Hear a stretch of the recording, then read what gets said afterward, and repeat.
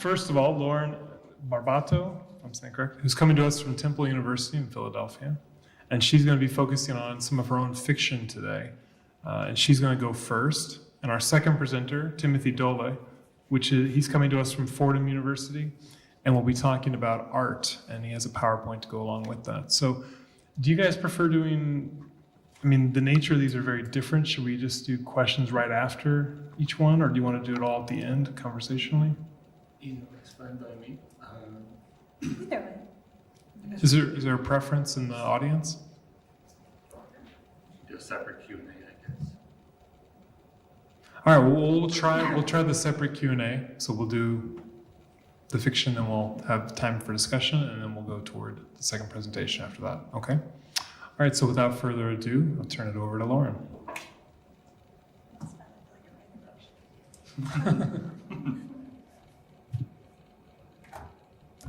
Okay. Hi, everyone. I never read fiction this early in the morning, and honestly, I think I just always read fiction in a bar, so this is interesting. So I am a first-year doctoral student at Temple. I am here today as a fiction writer, so a little nervous about that. My scholarly research, though, so I focus on Catholicism and reproductive politics. Today, though, I'm presenting on Mary Magdalene, and I don't know if Mary Magdalene's going to be part of my dissertation since I do more of a sociology of religion, but I think she might come up. And I had all these slides and stuff, but actually I think I'll just talk the context of the story and how I came up with it, and you can ask me questions later. But at the time when I was working on this story, I was working on an essay about St. Bridget, the Irish saint. And I was working on an essay with some scholarly research about one of her miracles that is her miracle is that she made a pregnancy disappear. And it's a miracle that the church has hidden. Yeah. But that's how it's described. And how I discovered that miracle, I think, was just through some little blogs on the internet from Irish feminists. And this was last year. Ireland repealed the 8th, so abortion is now legal in Ireland. These blogs were from a few years before that, but they're kind of using St. Bridget, like resurrecting her story, rewriting it, calling her like an abortion provider. And then I fell down a rabbit hole because then a lot of conservative Catholics were like, this isn't an abortion, And so there was this whole debate of like what it is, what it's not, rewriting St. Bridget for this agenda or for that agenda. And I was thinking a lot about that, how we just rewrite these narratives in the Catholic imagination, in our Catholic faith, to serve an agenda. And both sides do it, and there is a lot of manipulation. But I question how that happened, why that happens. I guess that brings up a question, is there ever purity in a story? I'll talk about that later. And at that time, it was around Easter, and I went to my living stations of my former parish, where I played the Virgin Mary a long time ago. What I'm going to read today, though, is pure fiction, so I'll make that clear. But I did play the Virgin Mary. And I always wanted to be Mary. I never wanted to be Mary Magdalene. Always wanted to be Mary. I wanted to be Mary Magdalene. And I wrote a story called Former Marys. It's published in a journal called Blackbird. And it's a mother-daughter story. And they're both women that played the Virgin Mary. That's why it's called Former Marys. And so I realized, so that story is kind of about what it means to be a Mary or a former Mary. And so I'm at the living stations 2 years later after I wrote that story, and I was like, you know what, forget Mary. Like, Mary Magdalene's really cool, but what is her deal? Like, I never really thought about Mary Magdalene before. And then I realized if I wrote a story of what it means to be a Mary, then I have to write one about what it means to be Mary Magdalene, or why that dichotomy persists. Because I don't know about you, but that's how I always saw it. And I did survey people to see like what their views were on Mary Magdalene. And it's interesting because no one had the same description. No one remembered the same things. People that referenced the Gospels were like, in this Gospel, I think it said this, or I think it said that. And we know she has been rewritten many, many times. Where I'm coming from, though, because I know there's a lot of research about her recently, and my title was Mary Magdalene the Repentant or the Spiritual Agent, because I always imagine repentant or redemption with Mary Magdalene, and I'm not crazy about the word redemption. So I'm looking at spiritual agent or spiritual agency, which is what I'm looking at when I talk about reproductive politics, because I am a pro-choice Catholic. I feel like I need to say that whenever I'm in a room full of Catholics. So I think we need to focus more on the spiritual agency or what that can be. So I'm going to read, we have more time, but actually I can read a lot. I can read like 9 pages. And actually I make this note, well, I'll make a trigger warning for abortion and rape and sexual assault, and also blasphemy. And then I want to make a note, because I've read this once before and someone had a question. There's an image of red tape. And I had a slide on this, so maybe I can show it later. But I have this image of red tape. Because I went to the March for Life, actually when I was 16 or 17. And I saw women at the March for Life with red tape over their mouths. And I'm pretty sure that these women are holding signs saying they regret their abortions. And that image always stuck with me. Why it sticks with me now, I think, is for different reasons. Over the years, it's changed. But the whole red tape, if you go to an anti-abortion protest, you might see protesters with red tape over their mouths. And it's part of a group called Bound for Life. Ironically, the group was started by 2 men. But it's they see it as like a silent protest. So the people who wear the red tape aren't always people that had abortions and regret them. It could be anybody. But that's where I got the image from. Some people have asked me about that before, so. Okay. And this story is called I Love You, Mary Magdalene. Mary Magdalene told me I wasn't fit to play the Virgin Mary. We should switch roles, Mary Magdalene said. We sat cross-legged behind the canvas tomb of Jesus, thumbing through the latest issue of Cosmo, which I bought at Wawa, even though I pretended these women's glossies never worked on me. A pretense I kept up 13 years later when I plugged the tip of my tongue into a man's urethra during a blowjob, and he asked, "Did Cosmo teach you that?" And I couldn't say they did. Mary Madeline doesn't know this story yet. We were only 16 here. Cosmo had yet to publish that mediocre tip, and the only blowjobs I ever gave lasted 90 seconds in finished basements and suburban cornfields. Mary Madeline had yet to give anyone a blowjob, let alone be kissed. It's a lot for 9 o'clock in the morning. Told you. Mary Magdalene always wanted to know about everything I did. Can you imagine?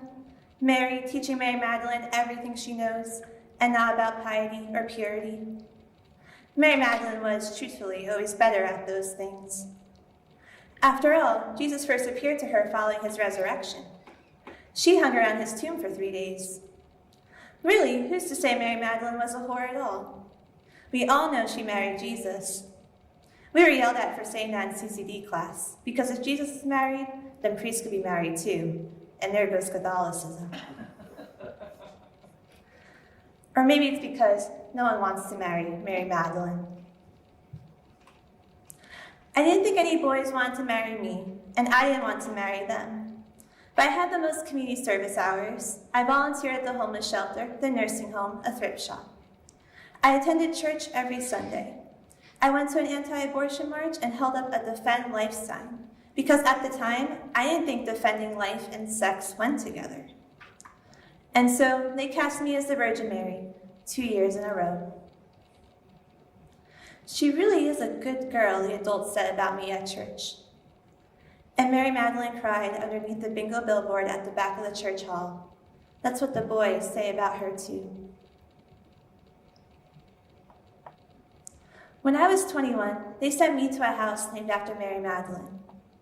I don't need to say what it was for. Madeline is a code that Catholics don't need to crack.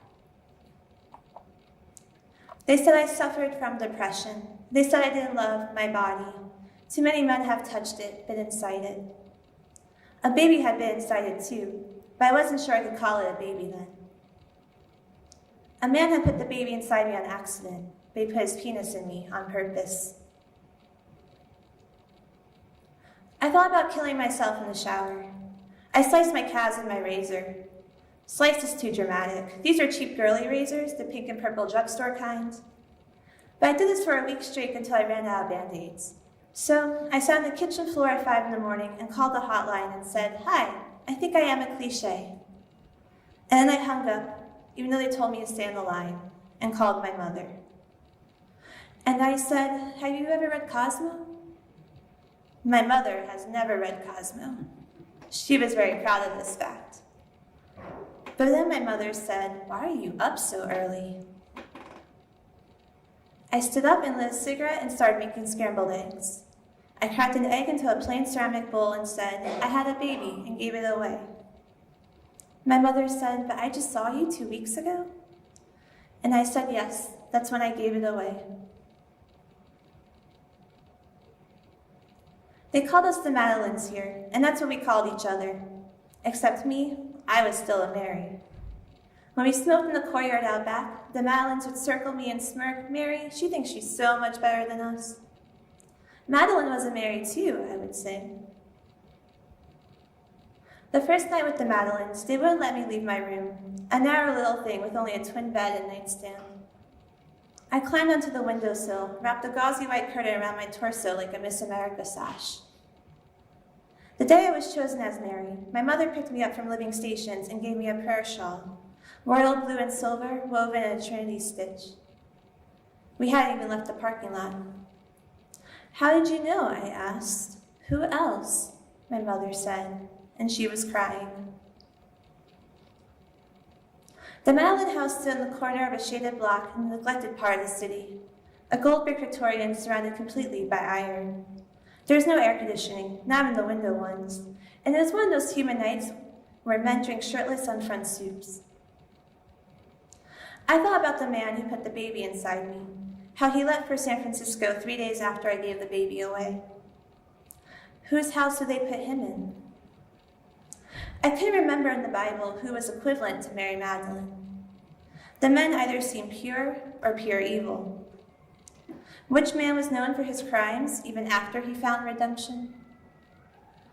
The closest comparison I came to was Judas, but he only found redemption in some versions of the tale. Besides, Judas betrayed another man, not a woman. Where do those men go? I forgot I went to the anti-abortion march with Mary Magdalene. We were only 15 then. We both wore royal blue JanSport backpacks, which bounced against our shoulder blades as we raised our Defend Life posters. I think Mary Magdalene's sign actually said, "It's not your body." That was our favorite slogan at this march, our favorite line to tell people when asked why we're here. You're not aborting your body, so why do they call it an abortion? We liked being here at this march. We were allowed to miss school. My mother wrote my teachers a note. Mary is going to a protest in Washington, D.C. to fulfill her social justice duties. We marched from the Basilica to the Capitol. Every so often, we saw groups of women with red tape over their mouths. Sometimes life in black marker was written on the red tape. Sometimes the red tape was blank.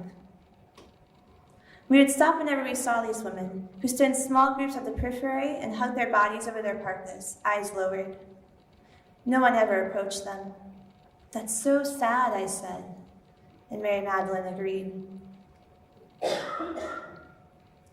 We later saw Jesus wandering the streets behind the Capitol building. It was raining, and we'd taken refuge in a doorway, our signs now moist and creased and curling at the edges. Jesus' white robes were pristine, his shoulder-length hair was dry, and he was barefoot. Or maybe he was wearing Birkenstocks. Barefoot or Birkenstocks. Jesus shook Mary Magdalene's hand and asked for shampoo. Mary Magdalene zipped her JanSport and handed Jesus her bottle of Suave anti-frizz control and shampoo and conditioner. And Jesus walked away whistling to himself, his white robes never touching the pavement, before disappearing into a Starbucks. And Mary Magdalene said, "I wonder where he'll shower." They called us the Madelines here, yet we blessed ourselves before the Virgin Mary each morning. The Virgin stood in the center of the courtyard, flanked by cherry blossom trees. Her arms beckoned from her 4-foot-high pedestal, her right hand missing all but a thumb. The Madelines would cup their hands around the virgin ceramic stone, bow their heads and curtsy and say, "How do you do, Mary?" The Madelines thought this was so funny, they began doing it to me. They would grab both my hands and raise my arms up to the sky, twist them over my head and take turns prancing around my body like a maypole. "How do you do, Mary?" They mocked, high-pitched and giggling until my arms grew tired and I swung them downward, all dead weight, my fists closed, body snapping like a Russian doll. After my dropped fist bruised one of the Madelines on her temple, right above her left eye, the Madelines stopped doing this for good, but not before the bruised Madeline snitched on me. They held me in my little room for 3 days, only letting me leave to use the toilet. They sent a different Madeline each day to deliver my meals. The bruised Madeline never delivered my dinner the second night. I later learned she pocketed the dinner rolls, fed a chicken to the stray cat, and threw the rest into the dumpster. On the third night, the kind Madeline, the one with the diamond birthmark on her right cheek, left me a note written in red ink. When I was the new Madeline, they all called me Anne, as in Mary's mother. Something about my mom genes. It gets better. There's always a new Madeline coming, and you won't be a Mary anymore. The kind Madeline added, "I'm really, really sorry." I folded the note into quarters and placed it under the mattress. All the Madelines knew what it was like to have penises inside them. A majority of them knew what it was like to have a baby inside them, too. Some of them even knew what it was like to push a baby out from your body. They said, "It hurt like a fucking bitch. Fuck, that hurt, fuck." You would think this would make me feel better. At the time, I knew some girls who had penises inside them. These penises usually belonged to boyfriends, who bought popcorn for their girls at the movies and held them close in bed and said very nice things about their bodies. These boyfriends began proposing in botanic gardens, on beaches and rooftops, and always these boys expected to hear yes. I had one boyfriend before I came to the Madeline House. He also took me to the movies. He liked to put his penis in my mouth as he straddled my face. He liked it so much, that's all he wanted to do. "That's weird," the kind Madeline said. We were sitting under the cherry blossom trees, a day after I was released from room arrest. "How could you do anything from that angle?" another Madeline said. "I looked in Cosmo, but I couldn't find anything about it," I said. "It would be kind of hot if you touched yourself while he did it," a third Madeline said. We considered for a moment. Yes, that would have been kind of hot. "I'll try that next time." But I didn't tell the Madelines I would have to try it with a different boyfriend, for that boyfriend left me because of the man and the baby. Later that night, I dreamt of that boyfriend entering my little room here. He was naked. Before he could straddle me, I took a roll of red tape from beneath my pillow, ripped off a piece, and stuck it over my mouth. The day Mary Magdalene turned 16, we skipped school and took the commuter train down the shore. I'd stolen a bottle of rosé from my parents' liquor cabinet and smuggled it in my JanSport. In New Jersey, no one cares if you drink on the train, as long as the bottle is wrapped in a paper bag. We were drunk before ever we reached the boardwalk. This was the worst we've ever been. "Let's go to Rutgers this weekend." Me and Mary Madeline stood at the waves break. Our JanSport swung somewhere behind us. A college boy had invited me to a party. He played Jesus in the Living Stations a few years back, when we were both assigned the generic role of weeping woman. He said he always knew I would be the perfect Mary. Mary Madeline jogged backward from the waves. It was March, and the water was barely above freezing. "That's not a good idea," she said. "There'll be Jell-O shots," I said. "And he has some cool friends." "You like hanging out with boys more than girls," Mary Madeline said. No, I pirouetted to face Mary Magdalene. It's just different with boys.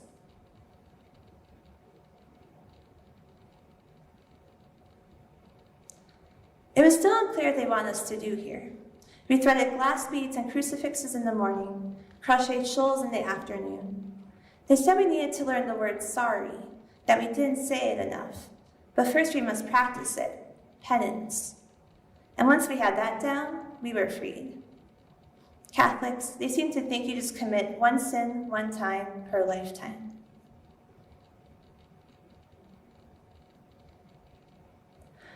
I snuck out the back door while my parents dozed on the living room couch, Columbo reruns playing on TV, and met Mary Magdalene from a Wawa. We took the bus to New Brunswick. Mary Magdalene still had her JanSport, which bounced on her knees as we rode along Route 18. I wore a white eyelet dress that my mother bought late last summer, and I couldn't wait until Memorial Day to wear it. Mary Magdalene said I looked like a bride. We drank sticky red liquid out of a styrofoam cooler. It was the color of fruit punch, but tasted sour, grainy. Like sandpaper, Mary Magdalene said. It'll get better, I said. It always does. There were more boys here than girls, and the girls that were here didn't want to talk to me or Mary Magdalene. They perched on couches and bar stools and watched the boys chug beers. Some danced when they were drunk enough. I asked Mary Magdalene if she wanted to dance. I don't know how, Mary Magdalene said. So we folded ourselves between the couch and the coffee table and watched the boys watch the girls. A boy in skinny jeans replenished our punch. The college boy who played Jesus settled behind me. He pulled my shoulders between his knees. Look at the ceiling, he said, and blew smoke between my lips. The boy in skinny jeans poured more punch, and I blew smoke into Mary Magdalene's ear, and she asked for more, until the girls stopped dancing, and I left Mary Magdalene on the carpet and followed Jesus into a room at the very end of the hall. I had sex with a college boy who played Jesus. I didn't bleed, even though it was my first time, and I reminded him to use a condom. It never feels as good, he said. And it did feel slimy, even a bit cold, and I just lied on my back, letting him go for as long as he wanted. It didn't take long. Afterward, I slipped my white dress on without my underwear, walked barefoot into the hallway, and threw up in a garbage can nearly as tall as me. I went to search for Mary Magdalene, who I haven't seen in about an hour. There are less girls here now, and the ones who remained were wrapped around the boys. Someone jammed Mary Magdalene's JanSport under the coffee table.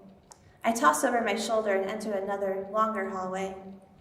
The fluorescence pierced my eyes and the tears mixed with my mascara, and I had to look away as I pushed on door after door after door until the boy in skinny jeans stood over a girl passed out in the bed. One hand reached underneath Mary Magdalene's shirt, cupping her breast. His jeans were unbuttoned. I didn't say anything. This was the worst I've ever been. The longer I stayed with the Madelines, the more I dream about that boyfriend. In one dream, I am the one who's naked. He grabs the red tape and straps my calves to the bedpost. Then he sits on the windowsill and looks away, and I pray the sun never comes up. Okay, I'll end there.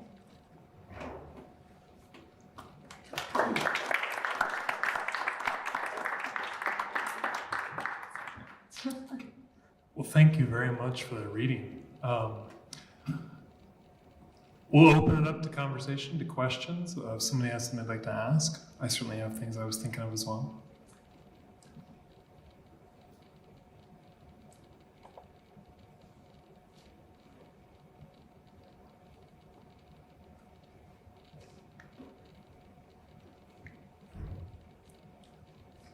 Thank you. I was so curious to hear you talk about the story of Bridget. I just actually stumbled across that on another consideration I was reading. And I don't know if you could talk more about like how you found that, how it influenced the story or your research, or just kind of what you're talking about, all the back and forth you see with the geography and how it's serving different social types. With Bridget specifically, or? Or like I know there's Bridget's story and there are other stories similarly, so I don't know if you can those or how they influence you at all.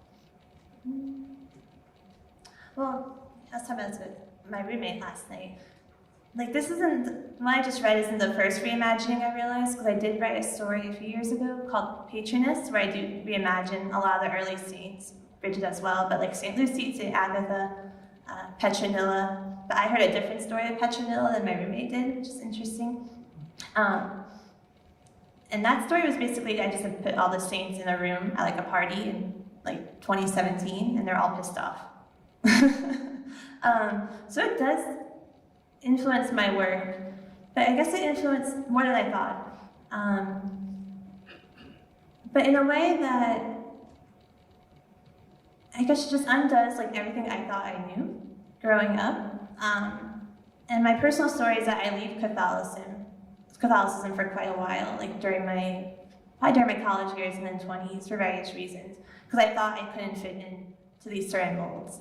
So when I go back to some of the stories of the saints, and I see, when you peel away of like either the abstractions, or you see like why those narratives were created, and that they are serving either an agenda or just the context of the times. But I'm also interested in just, that's not what we get though if you're just going through CCD or just growing up in a very Catholic family or conservative family. So when I write about like sex and sexuality, I realize I just read a lot. It's like all really not sex positive, even though I am sex positive. But I think a lot just about, especially with girls and women growing up Catholic, we're just like so naive, and we're not told, or we're told to fit in a certain mold, and that's really damaging, I think, especially when you become an adult woman. So I don't know if I'm really answering your question. And I could talk about, I guess, Bridget specifically. I need to go back to that essay, because that's going to be a creative essay mixed with scholarly research. Because I do work in abortion rights. I do support abortion rights, and I did have an abortion myself. And I actually am working on a project where I'm going to take stories from women, Catholics that had abortion, and I want to just tell their stories and not in the way, either we don't talk about abortion at all, you're not supposed to have one, or that if you do have one, it's like the politics of grief. So you have to show that you're really repentant, but I don't like what usually that means. So that it usually means, you have to say that you're pro-life now and you're against it and you think it's murder. But on the issue of like abortion, it's really complicated. You could feel grief and sadness because it is a loss, but that doesn't mean you have to regret it or that you do regret it. I also think it's a very unhealthy theology, personally, to live in. I feel like when women have abortions, specifically, we make them live in that sin in the Catholic world, and I think it's just a very unhealthy theology. So I think that's going to be part of my dissertation, even though I say I'm a sociology religion. I'm interested in like the theology that comes from trauma, or a theology of trauma, which actually I haven't really encountered in the Catholic faith, but if anyone has, please tell me. I see that more in Jewish studies, for obvious reasons. But yeah, it's so that's why I say spiritual agency too, because we're focusing on how it's always a spiritual loss in like the case of abortion, when I wonder what spiritual gain is. And so I was curious about that with Bridget, because in the hagiographies I looked at, it does just say that it makes the baby disappear. Like it's almost like it's magic, right? And it was seen as a miracle because it restored a woman's chastity. And in one story, I think it's a nun, but I think in the other story, it's not always a nun. So it's seen as positive. And I just find it interesting, though, because I look into a lot of what's going on with American Catholics. A lot of my dissertation might just be what people say on Twitter. I get really deep on like Twitter. But we just argue over language. We argue like what's an abortion, what's not. So people are like, well, that was an abortion for Bridget. Now there's a new argument that like this is an abortion. And we've created that term, like that. It's all constructions, and just not looking at it for what it is. So I think that's when I was writing about Bridget. I was just looking at it as what it is, how we made it something, or how we made abortion something. But then just returning back to like, could this be a mode of agency, spiritual agency, moral agency? Can abortion ever be seen as moral if you're Catholic, or a good choice, or can you ever feel good about it? So that's what I was finding with Bridget, and that I think comes up in here, although what I read is the story is actually really sad. Yeah, sorry guys. Sorry, now I'm just rambling. I don't know if I'm answering your question. Okay. I love the way you created the voice of this younger woman and how all of this felt to her at a certain age. And and I don't know if you intended it or not, but I was just, you know, a simple phrase like, I threw up in a garbage can almost as tall as me. That's just wonderful, wonderful craft. And I thank you for that. And so I would look forward to seeing, and I know you're in the middle of dissertations and all of that, but I'd love to hear from her as she gets even older and sees it through the eyes of maybe a woman who eventually gets married or has kids or has a partner, whatever. Because your gift of capturing that voice is very powerful. And I want her to grow up a little more and get past this trauma and begin to process things, you know, in sort of a different season of her life, because I think she has a lot of wisdom to give people, but right now her wisdom is really primarily just processing what has happened to her and what happened to so many young women. So thank you for that. Thank you. Yeah, I do want to, because I have that story, Former Marys, which is the same character, and I guess she's like late 20s in that story. But then after working on this one, I did start other stories with this character, and then the mother. Yes, I think you will see that. Good. Yeah, but you're right that this is focused on the trauma. And I think like that's like where that voice came from, the very childlike. Yeah. And I have the Madeline start bonding together, and they all have like that childlike voice. Yeah. Which is appropriate because people often regress in emotional age when they're dealing with trauma. So that's very appropriate. And thank you for just talking about it that way too, that there's growth and time. Because when I was thinking about the word redemption, and especially when I get in the Catholic faith, someone could correct me later. But just that, you know, it's linear or quick, or like you just do that and like it's okay. But like I feel like redemption and what that means is like it's a process, and it could be messy or not linear, just like trauma. Yeah. Thank you. But if I could say something in response to this too, I certainly have similar feelings about it. I would love to see how a person works through some of these things, or where maturity happens, where it takes place. But part of what I enjoyed about your story was how there's also a recognition that when you exist or dwell in a space where most of what you experience is a trauma, or it's traumatic, and there's a bewilderingness to it, a disorientation to it. And when I look at, like I'm teaching a class on religion and gender right now, you know, here at Loyola, and we talk a lot about oppression and domination, and you know, what are the voices we don't hear, and where are they lost? And one of the things I contemplate when I speak with Catholic women, you know, is at what point does the trauma let up? At what point are you entering a space where you feel like you're not forced to experience the imposition of male power, which comes out in the story in so many great symbolic ways? Where do you feel like you're actually able to process and to mature and to grow in a context where some women do feel constantly traumatized by the way in which their voices, their needs, their desires are not heard, are not respected, are not paid attention to? And it's very difficult to find a place to spiritually grow or mature, or personally, emotionally, when you feel like maybe you're never able to fully exit that space of trauma. And I hear that from a lot of people. Within the only option becomes, well, then I have to leave, maybe for a while, or maybe permanently, or I have to find a way to what feels like betray it in order to come back to it. Like I'm thinking of the novels of Jean Genet, I mean, like Our Lady of the Flowers. There's this betrayal of Catholicism, you know, with violence and the sexuality, but at the same time, that's his way of trying to find healing and come back to that space. So I don't know, I liked how it would, you know, there's the youth to it, but it's also a reflection of how so many people who are much, much older are never able to fully grow or mature or leave that space because they constantly feel traumatized by what's happening. When does the church account for women's pleasure? Where do they do that? You know, where is that looked at? And I liked how in your story there's I was told to go back and pray to the Virgin Mary, even though we're looking at Mary Magdalene on her story in a way. And I think that contrast was very poignant. I don't have a question, I'm just reflecting out loud. Are there other questions or comments?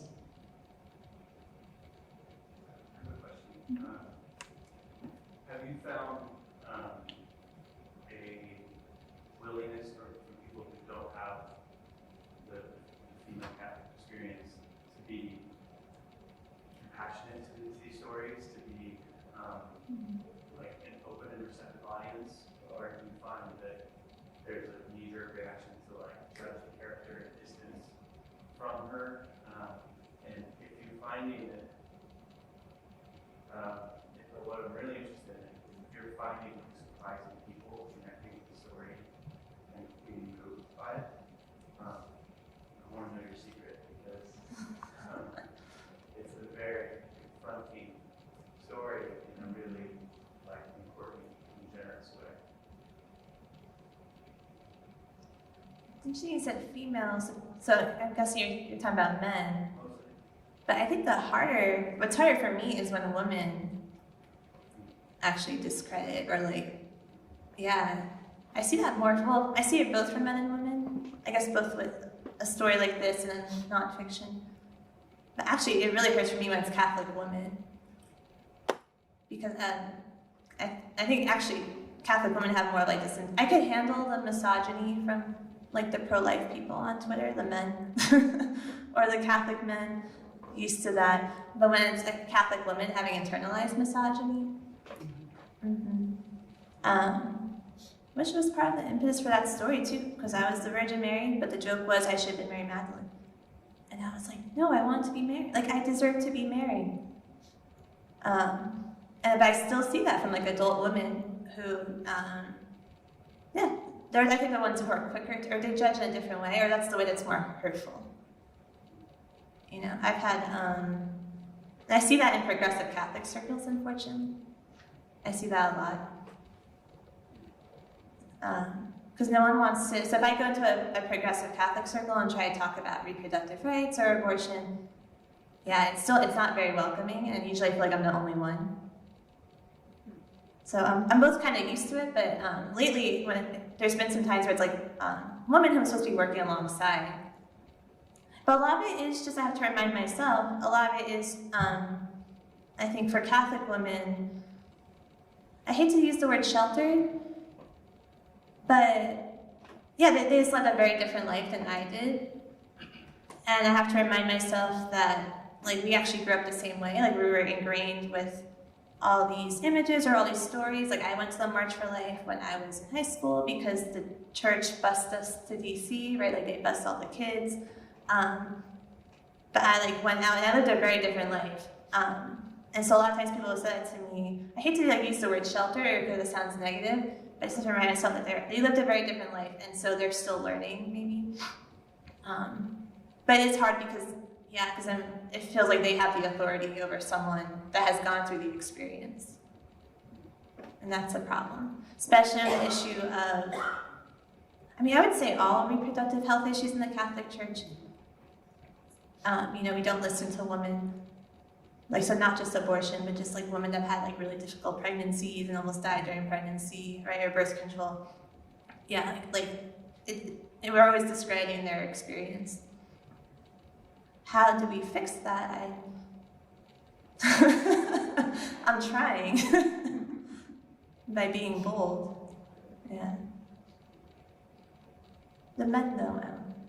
I just want to say that I loved the image that you had the night that she's going to the party, that she was wearing that island dress, and a friend mentioned that she felt like a bride. I thought that spoke to a lot of what you were just saying, that idea that Catholic young women very much look up to, or programmed to look up to the Virgin Mary, and if you can't be the Virgin Mary, then you can be a bride. And those are the two things. And so that, to me, choosing the Mary Magdalene character as sort of her alias, devotion with the Virgin Mary, and having all that really stuck with me that the night that this, event occurred, that is the impetus of the story. She felt like a bride, and she was going out that stuff with me. And I was thinking, kind of sort of reading the story about how this idea of sort of the Catholic responsibility to tell the truth and to tell things as they are. And I'm wondering if that's something that you would say is your motivation when you write fiction, is just to be like, to lay it all on the table and have it be the best opinion. Definitely. And fiction's always the hardest, but then always the easiest in that way. But in fiction, I can explore like the nuance or the gray area. Like I feel like I had to say that I was pro-choice because I was like, oh, this could seem like that, because it's really heavy, and I'm showing the grief. Yeah, in fiction though is where I feel like I can show the nuance or like how they really are. Because I have worked as a journalist, and so I will admit, like on either side, it's like you might have an agenda or like you have, you know, because I have been told in the past, like, oh, on this issue we can't show nuance because the other side will take it. It always depends like what you're writing about. So I have editorialized myself a lot in nonfiction. And then the scholarly work, well, we'll see. I just started. But yeah. In the vein of that last question, I found just the whole idea of spiritual agency really compelling, and especially with this dichotomy between Mary Magdalene, because it seems like, as was said, that Mary is kind of a symbol of purity and obedience, and that's what the Catholic Church sort of like predicates all these other things on. But I find it interesting that that like in the Bible, the idea is that like she chose to say yes to the idea of like being the mother of Jesus, and we equate that choice to obedience, but that in itself is a big marker of spiritual agency. And so I think that playing with that dynamic is really interesting. Thank you. And thank you for bringing that up too. That like she consented. Yeah.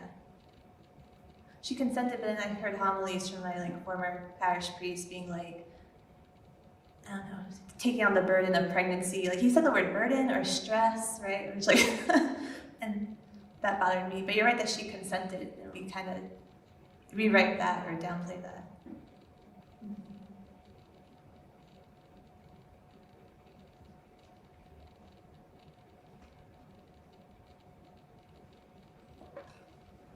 Other questions?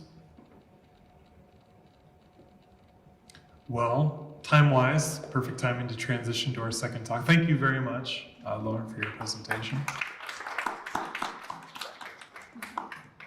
So we'll turn it over to Timothy. I might encourage those of you who are sitting a little further back to move up a little bit. If you can do that, I'm going to be showing some slides that it would be good to see. Although if you can see from back there, that's fine by me. Oh yeah, and you guys feel free to move as well. I didn't think about that.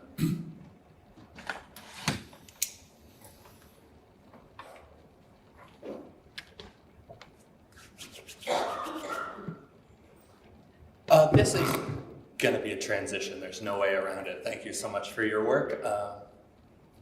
And mine will take things in a very different direction, a riot of color and joy, but still ultimately concerned with questions of justice and maybe the inadequacy of an ecclesial Catholic response to that.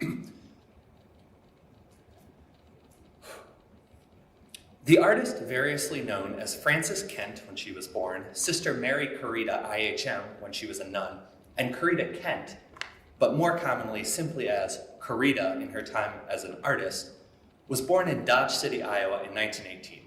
Her family moved to Los Angeles when she was about 5. She joined the California Sisters of the Immaculate Heart of Mary in 1936. She received her master's in art history from the University of Southern California in 1951, began her career as an artist in 1952, took up teaching in the art department at Immaculate Heart College, and remained there until 1968, when she left the order about the same time that her community was engaged in a vicious and a very public dispute with the Cardinal Archbishop of Los Angeles. This dispute concerned essentially their own reform of their communal life and mission, which they had undertaken following the Second Vatican Council. Eventually, roughly 450 of about 540 sisters left formal religious life. And while many of these sisters continued to live a recognizable lifestyle as members of the lay Immaculate Heart community outside the official confines of the church, Karita did not. Rather, after a 6-month sabbatical in Cape Cod, during which she discerned that the stresses of religious life, harassment by church officials in LA, and even her growing celebrity, quote, had all become too much, she moved to Boston and continued her career as an in-demand artist until her death in 1986. And this is the sort of nun that Karita is, if you want kind of a snapshot, right? A nun traveling on a camel, or seen on a camel in Egypt. While many aspects of Karita's life, including her relationship to Los Angeles Catholicism, her renowned pedagogy, and her spiritual trajectory outside the church, offer important insights about the history of 20th century American Catholicism, which is my broader dissertation project, today I want to focus on that which made her an artist, the venue by which she offers a compelling example of the 20th century American Catholic imagination in action, her serigraphs, the silk screens for which she was nationally known in her lifetime, and for which she has recently, and much belatedly, become a fascination in the field of art history, but less so in the field of Catholic history. My thesis today is a simple one.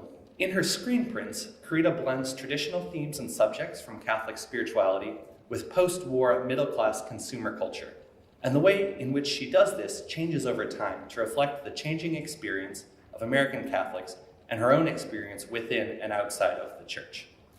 In her work prior to 1962, Karita's prints incorporate traditional Catholic themes, including scriptural text, under the influence of abstract expressionism. Beginning in 1962, inspired by the experience of seeing Warhol's Campbell's soup cans at the Ferris Gallery, Karita's work took an explicit turn in the direction of pop art. These prints, the work for which she is most well known, reappropriate commercial themes and images, combined with some spiritual text, or combined with some biblical text, though more frequently with poetry or pop song lyrics, in a style which functions simultaneously to celebrate the sacramental potential inherent in advertisements and also to critique their consumerism. The third set of prints I want to look at today are from 1969, after she had left religious life. These prints incorporate photographs which give them an exceptional directness, and they concern themselves directly with political themes. The third set of prints in particular are notable for using Catholic ideas and motifs, but almost totally divorced from any ecclesial context.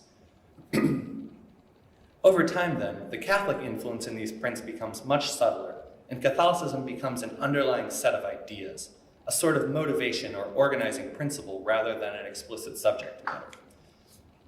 What I think this helps us to see is how Catholic artists, or at least this one, turned to social justice as a major concern following Vatican II, and the way in which this often carried them beyond the church, or at least the institutional hierarchical church.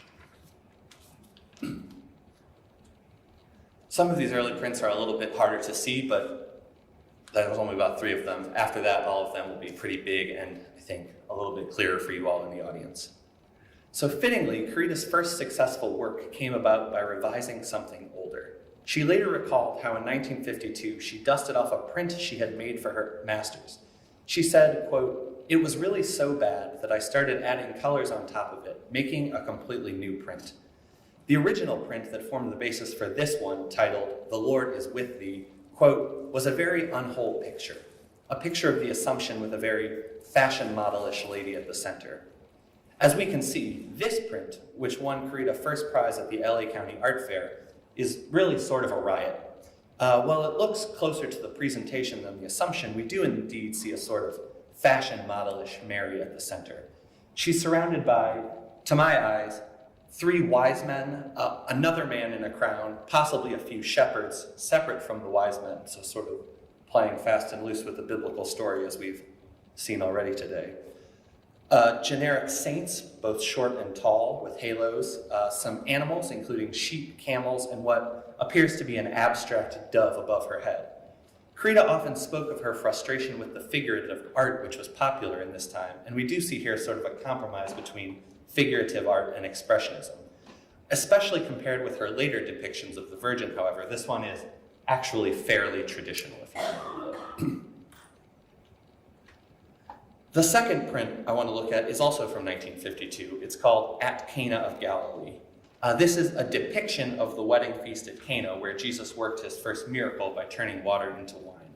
The main draw of this, I think, is the color.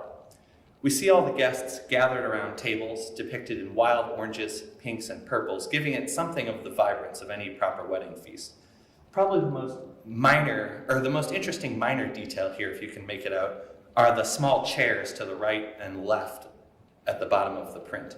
By all accounts, these are supposed to represent early models of the chairs created by Karita's good friend and mentor, the famous designer Charles Eames. If you've ever been in an airport and you've seen those black, low-slung chairs, those are Eames chairs, right? These are sort of fetishes of modern design. And Karita includes early versions of them in her work. And by including her chairs, I think, she adds a really modern touch to this biblical story, bringing it a bit closer to 1950s Los Angeles. The third print I want to show is primarily notable as an early example of how Karita incorporated text into her works. The title of this is Word Picture, Gift of Tongues, right? So that emphasis on text is even in the title. Karita incorporates the biblical text from Acts 2:1, which tells the story of Pentecost. We notice how the text starts off fairly straightforward in the upper left, but by the end of the biblical passage, it seems to be scattered about the page, almost as if it has been blown about by a strong wind, echoing the story of Pentecost and presaging her later textual innovations in her work. The figures at the bottom glow with a vibrant purple, seemingly a flame, also in allusion to the scriptural notion that the Holy Spirit came at Pentecost in tongues of fire. In these early prints, she channels her dissatisfaction with the dominant religious art of her day. As I mentioned earlier, she began to work in new colors and some new style, but she mostly focused on traditional subjects, in this case, events from scripture portrayed through an abstract expressionist rendering, which is still somewhat figurative. About these early prints, though, she would later comment that their quality was, quote, extremely derivative. It was my very early and my learning days. It's very Byzantine, and I don't think it has much of me in them. They feel awkward and searching. Karita's career blossomed after her encounter with Warhol's Campbell's soup cans in 1962. She later remarked that, quote, coming home, you saw everything like Andy Warhol.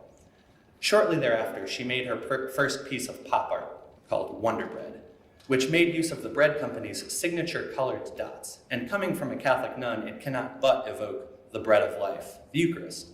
It was also during these years that Karita most clearly explained some of the rationale underpinning her turn to pop art. In an essay, she declares, quote, today we find all the superlatives and the infinite fulfillment humanity hungers for portrayed not only in fairy stories or poems, but also in billboards and magazine ads and TV commercials. And so when we learn how to take fairy stories and myths and parables, we must also learn how to take billboards, magazine ads, and TV commercials. She writes further, quote, nobody should believe ads and billboards. They're contemporary fairy tales, and they are the carriers, as fairy tales have always been, of humanity's loves and hopes and beliefs. Up and down the highways, on the signs, we see words that read almost like contemporary translations of the Psalms for us to be singing on our way. Here, essentially, we have the key to understanding how her focus has shifted from creating new portrayals of traditional themes to locating traditional themes of Christian belief in the media and culture contemporary to her time. So what does this look like as it develops? Developing her fascination with Wonder Bread, in 1964, she reused the brand's signature imagery, this time with text included, a move for which she became well known. From the brand's packaging, she took the words, enriched bread. As she would do frequently, she also included handwritten text from multiple sources, which I'll read because I know it's fairly indecipherable unless you're up close. Furthest to the left, she quotes a person described only as Kentucky miner's wife, who says, it's bad. You don't know what to do when you've got 5 children standing around crying for something to eat, and you don't know where to get it, and you don't know which way to start to get it. I just get nervous or something. Next to this quote, she employs one from Gandhi, which reads, there are so many hungry people that God cannot appear to them except in the form of bread. End quote. This tactic, relying on Catholic symbolism echoed in commercial advertising and put into conversation with social concerns, often using words from a well-known source, was the style for which she became known. The title of this work is That They May Have Life, quoting the Gospel of John. Next, another 1964 print makes a similar connection. The print titled Mary Does Laugh achieves its visual effect by taking part of the text from the logo of the grocery store chain Market Basket. There was a Market Basket across the street from the Immaculate Heart campus, and Karita and her students often raided their leftover advertising materials for decoration and for inspiration. Karita suggests the abundance of a supermarket by wrapping the print in the names of food, tomato there on the right and hamburger on the left. In a sense, she suggests that this abundance overflows our comprehension as the text breaks the edges of the frame. Karita was inspired to add to this composition text which reads, Mary does laugh, and she sings and runs and wears bright orange. Today she'd probably do her shopping at the Market Basket. This effort to understand Mary in light of their experience as 20th century women was ongoing at Immaculate Heart, especially at their annual Mary's Day celebration. College president Sister Helen Kelly remarked in 1964 that this celebration was an effort, quote, to make Mary more relevant to our time, to dust off the habitual and update the content and form. Karita articulated the sacramental function of this reclaiming of marketplace imagery for their celebration, writing elsewhere, quote, we take time out to celebrate the ordinary stuff of life. We lift the common stuff, groceries and signs about groceries, out of the everyday and give it a place in our celebration. When we put them back into our everyday life, they will become somehow ennobled. They will remind us of this good day, and heaven and earth will not be so far apart.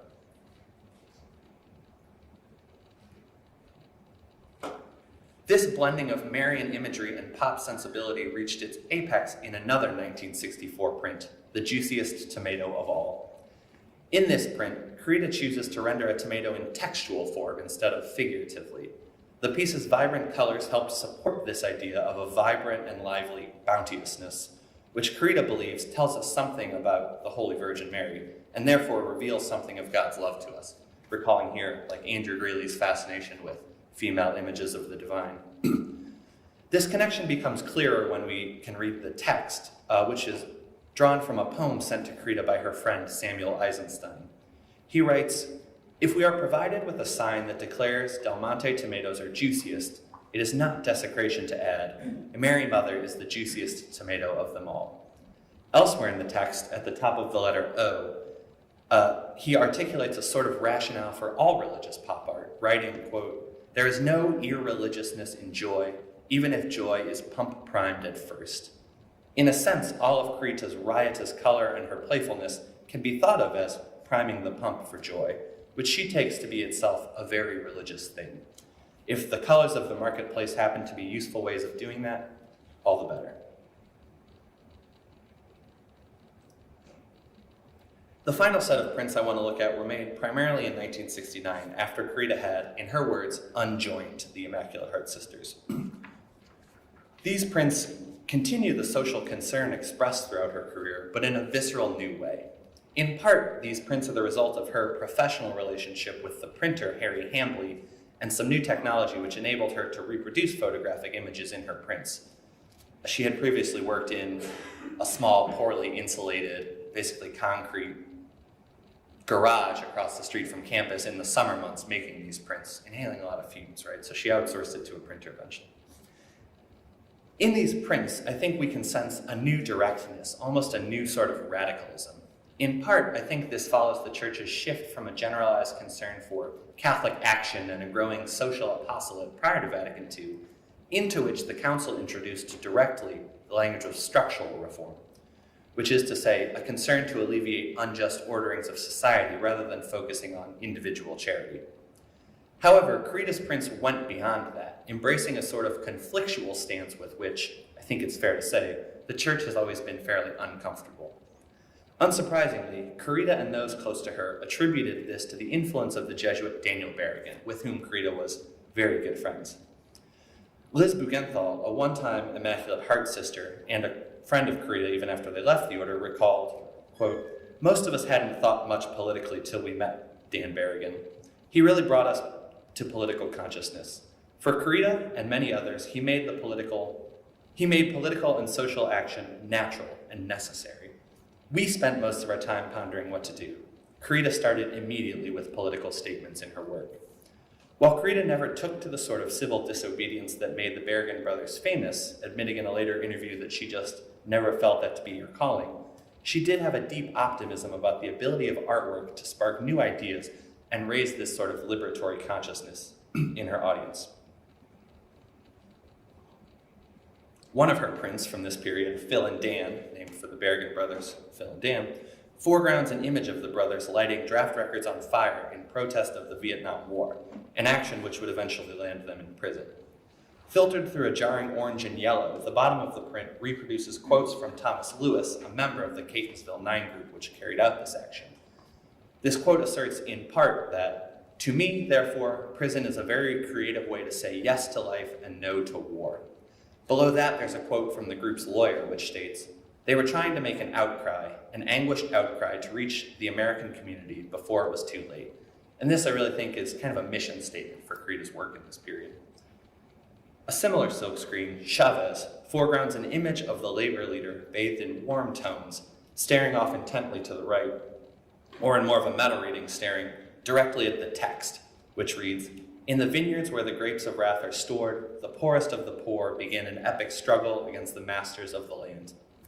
Here is the violent and engrossing story." The text, which is unattributed possibly from a news story from which she often drew, nonetheless seems biblical, or maybe drawn from the work of John Steinbeck, and it explicitly suggests a context of violence and conflict, which is often missing from Catholic social teaching discourse. Two further prints in this style memorialize leaders assassinated in 1968. In Love Your Brother, on the right, Karita grounds images of Dr. King in bright purple and green, with the large handwritten text reading, "The King is dead. Love your brother." The smaller text, which is interestingly typed instead of written in her usual script, reads, "Don't ever let anyone pull you so low as to hate them. We must use the weapon of love. We must have compassion and understanding for those who hate." Similarly, an image of Robert Kennedy on the left, reaching down into a crowd of hopeful, expectant hands, is the primary content in a work titled, "I'm Glad I Can Feel Pain," which does actually seem to be a very Catholic title. In the middle, Karita has taken a quote from a student, presumably an IHC student. A long meditation on the impact of Kennedy's assassination. It contains the lines, "Maybe this is the problem. Man hasn't been facing choices and consciously making a choice, really choosing. But instead, he has been letting other forces outside of himself control him, and he isn't even aware that he is dead, perhaps murdered." Echoing the rhetoric of responsibility and conscious choice, similar to the rhetoric of maturity which runs through so much of the lay reception of Vatican II in the US, Karita lifts up RFK along with MLK as exemplars. While RFK and Chavez were Catholics, though King was not, heroic depictions of the laity, at least uncanonized laity, are hardly traditional Catholic symbolism. So in this sense, I might suggest we can view these prints almost as icons. But if we were to do that, it would show us that these prints, if viewed as devotional materials which lift up persecuted activists, also show us Karita's distance from her roots at the start of her career. Thank you. That's as far as I'll go for today.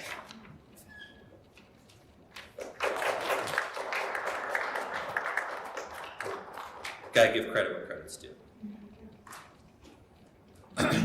Well, thank you very much. We'll open the floor up for questions.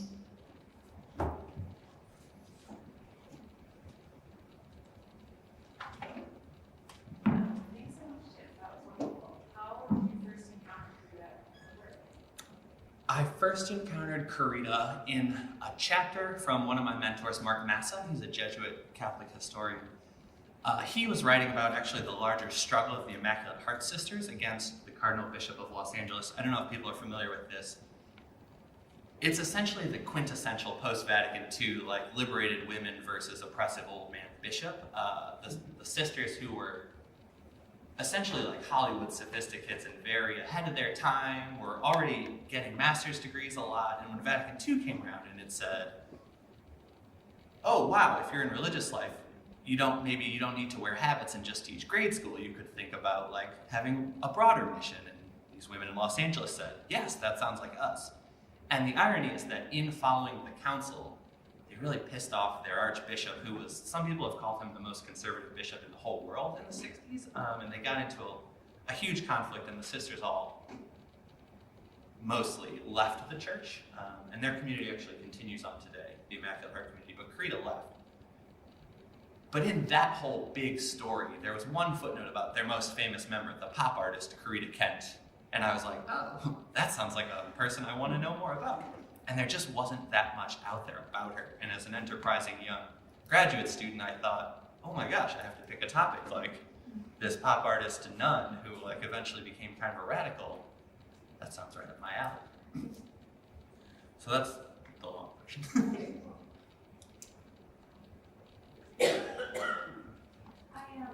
I've heard of Karita Kent. I've learned a little bit about her, and the very little that I know is that apparently there's a list of 10 rules for making art. Yes. Are you familiar with that? Okay, all I know is that that has somehow gotten shifted into somebody else's, and someone has taken credit for that. It's Really? Here. It's the whole thing. Yeah. I don't know the whole story. I was curious if you could speak out to this. I was going to pull it up, but you all can pull it up later. Not to deny that you saw that, but I've never seen that. I've seen it pretty well attributed to her. The only thing I can think is, I've heard that the Stanford Design School, so this big, prestigious, not at all Catholic institution, did a giant blow-up of the rules, like right in their atrium to kind of inspire students. And so I can imagine that somebody saw that and took it out of context, but I have not seen it being missed. Well, they're a great list. Yeah, they're not something you expect from a Catholic nun in the 60s. It's all very much like, be really creative and also change the rules when you need to, like the opposite of what we think of as Catholic schooling. Do you know if the big gas tank, which came to be Boston, Mm-hmm. on the harbor of Boston gas, is that still exist? It is, yeah. So for those of you who don't know, this is a fun thing about Karita is once you know her name, you see her around a lot. And one of the works which people know without knowing her is actually the largest copyrighted work of art in, I think, the Western Hemisphere. It's a giant gas tank just off the highway in Boston that she did late in her career. And it's painted in just these rainbow colors, pretty consistent with many of the prints I showed. It is still there. They redid it or freshened it up a few years ago, so it's going strong, yes.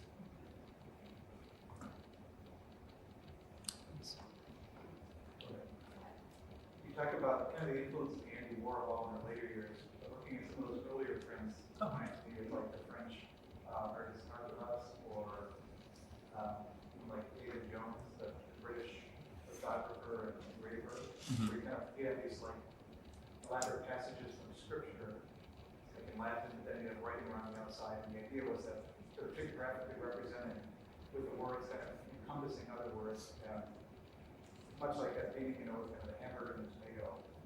Seems like she sort of, do you have any idea about who she was, who her interlocutors were in Europe? I don't think she, as far as European influences, she mostly talks about those earlier in her careers and cites like abstract expressionists in kind of a vague way. I haven't heard either of those names. But certainly, artistic influence is so hard to trace, and like I'm sure one could even draw a line to like medieval illuminated manuscripts. So, and she was like a voracious visitor of galleries and art museums, and she always taught and took her students to galleries. So I have no doubt that she could have seen those. Matisse as well. I want to say she mentions Matisse a little bit. Yeah, it's also kind of a laundry list of people that she like. Every time she was asked, she seemed to toss off different influences. So, who can say? Thank you. I think it's more about her perception of the work, Mhm. especially since you mentioned that the way the Catholic engagement with her is different or less now than the people are looking at it as a pop art. Are there spaces where her art is portrayed or do you see emotional or Yeah, so your question actually ends up breaking down in a few different ways, so I'll try and get to it all. As far as the contemporary reception goes, about 10 or 15 years ago, essentially, this broad social effort now to recover the voices of women artists, like essentially pop art has always been such a male-dominated movement, so historians now are like, oh wait, there was a woman pop artist who was really at the forefront of the movement and also a nun. So a lot of not high profile, but a lot of big galleries have been doing retrospectives of her work recently. So the art history world, she's coming on a little bit.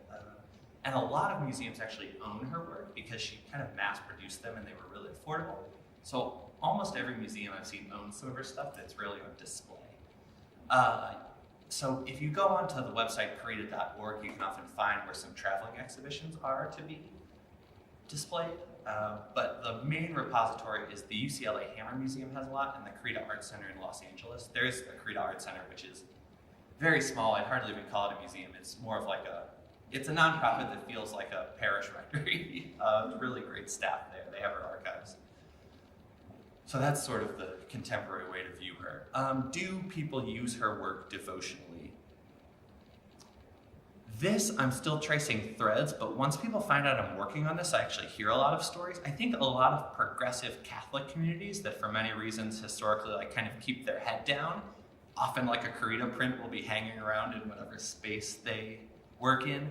I often see it's very regular for me to see these progressive Catholic luminaries talk about oh, I love Karita, like Robert Ellsberg. She did if we know Robert Ellsberg, he's a publisher at Orbis Press. She quoted his father on one of her prints, and he tweeted that he has it hanging in his kitchen, and he has for 20 years. And I've never heard him talk about this, but he was just casually oh yes, Karita's always been one of my favorites. Kaya Oakes, the writer, says she's had one hanging in her office for years. So I'm slowly gathering this sense that yes, a lot of people have really admired her for years, but not in a conspicuous way. And so that's, if anybody out there has Karita stories, I'm always grateful to hear them. Did I get to all the parts of your question? Thank you for that one. I remember in the 70s, it was quite common to find Karita calendars, wall calendars, yes calendars, diaries, everything. That kind of thing. Yeah, and not to categorize you, but you're a bit of a genre of story I hear like this. People who are in formal religious life that were trained. Well, I wasn't at that time. Oh. I was a radical at Boston College. Oh. She was around in Boston a lot, but I do hear that people who were in progressive Catholic circles in the 70s and 80s, Karita was just kind of always around, and many of them are surprised that I'm working on this. And that's kind of an interesting phenomenon too. I've also heard from that somebody at the Los Angeles seminary one time, they had this giant window and it got a big crack in it, and somebody took soap and mocked her signature on it because they did not like her art at the Los Angeles seminary. That could be apocryphal. I don't know. I'm on video here, but it's a suggestive story, right?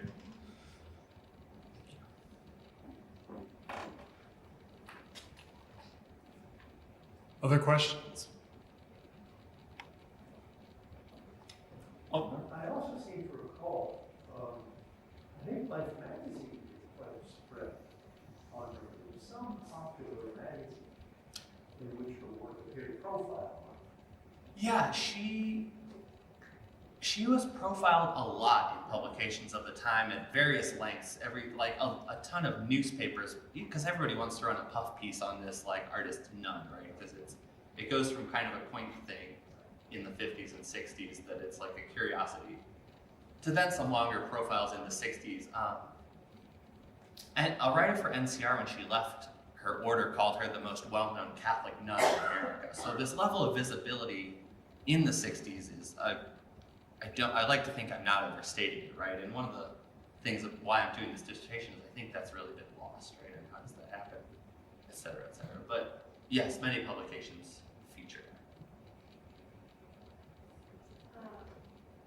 Artist David Jones talks about the break that happened in the 19th century where religious art became more private, right? You don't have any, it becomes an expression of sort of our own private faith and reflections, future stories, rather than something that's kind of what James talked about, liturgical, focused in our groups, an expression of what we publicly believe as a unified faith. Mm-hmm.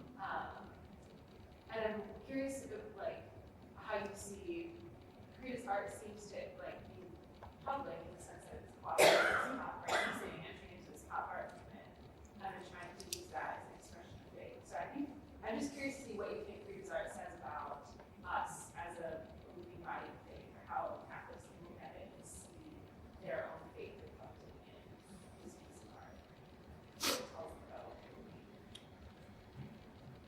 So this is a big question. This shift from like the privatization of devotional research in often what has been called sort of kitschy religious art in the 19th century, a lot of like Lord's influence there, is still an area I have to research. Actually, my mentor has recommended me a book, so I'd be less inclined to comment on that. But this shift back into the publicness in the 1960s, I want to tell it as a Vatican II story, right? This idea that faith should be public and inherently social and like should motivate this concern for justice. I think that's really what I tried to trace through this.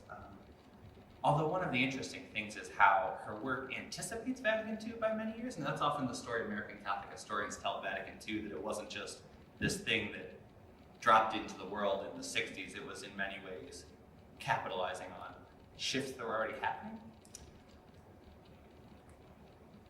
And so yeah, the publicness of faith, I guess, would be the main one I take out of it. But you know, pop art is notoriously ambiguous in its meaning, so almost any reading that could be credibly argued for, I'd be open to hearing. I'm still writing my dissertation, so I've yet to like really settle on the one I want to make and advocate for, but yes. Thank you. These could be jumping the gun, but you haven't finished writing yet, but do you see how her influence continues today, either in the Catholic art world or in pop arts? Do you think of? So I don't know any influence in Catholic art, although I can't say I've like really done the deepest research on her contemporary influence. I do know more about her influence among graphic designers. That's also part of this recovery of her in the art world in the last 10 to 15 years is a lot of like street artists and people who do bold graphic design, sometimes in advertising, sometimes in guerrilla art. They've apparently been loving Karita for years, and like now that they're being asked about it, they're like, oh yeah, Karita, like her like lettering. And I actually did do a great job of highlighting some of her really text-based prints, but if you all go look them up, you will see like certainly more contemporary design, graphic design has that influence. And so it's really not a Catholic thing at all. I mean, unless we want to say that like all good graphic design is Catholic graphic design, but I don't know that I'm ready to say that.